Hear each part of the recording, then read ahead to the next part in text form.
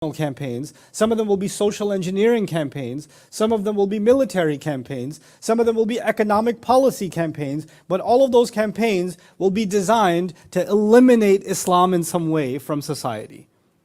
How do we get Muslim youth, more and more of them, to become atheists before they get out of college? I was in Pakistan not too long ago, and I was talking to some young kids in Karachi at a dinner, and they had gone to a private school in Karachi. Right, their parents could afford the tuition, so they put them in like these high-level schools. And the higher-level school means you got white people teaching you. That's what that means. They had American teachers, British teachers, etc. That's what they had. And every one of their American teachers was ex-military. And half their education was like showing that the Prophet ﷺ was a liar. In Karachi. And the kid held on to his faith even going through that school. He goes, you know, my entire, up until my 9th, 10th grade education, all I heard in my school, all from my teacher, is all these accusations against the Prophet ﷺ and why Islam doesn't make any sense and why it's a lie. And like you wouldn't even get, you would have to consume hundreds and hundreds of hours of anti-Islam propaganda on YouTube to get the kind of indoctrination that was being provided by parents paying full tuitions to give them good English, right? And that's what they're getting.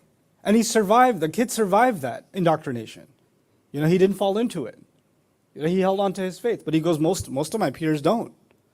I met kids in Muslim countries that I won't name, including Pakistan, other countries I went to, where girls, little, you know, 13, 14-year-old girls. And I said, what's the hardest thing about, you know, your age? What's the toughest thing about, you know, well, it's praying. What do you mean praying? You're in a Muslim country. Yeah, if the only girls who pray in the school are the ones that get made fun of. In a Muslim country. We're not talking about here. We're not talking about Australia or America or Canada. We're talking about the Muslim world.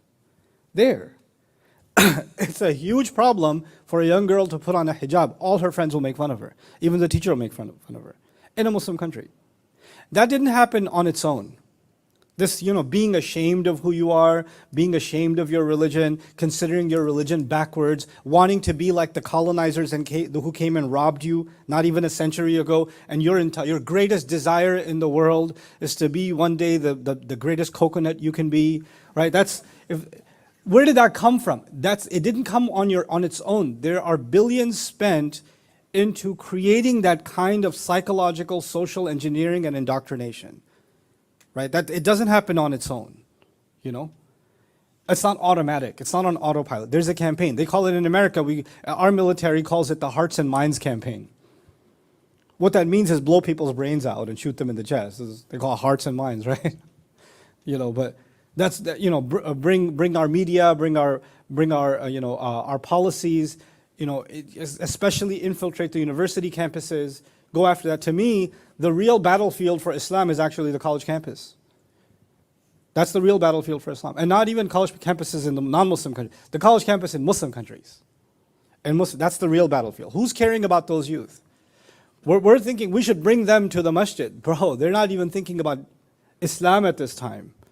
They're on a different planet because investment is being made into them, because when they graduate from college, they're going to be the ones that are going to be running the companies. They're going to be the ones that are going to be working in government. They're going to be moving and shaking in society. If we can rip Islam out of them, then Islam will be gone from society within 20 years. Good plan. It works. You know? And here we're thinking the real cause of Islam is everywhere else, but college is fitna. No. College is the battlefield. It's the ideological battlefield.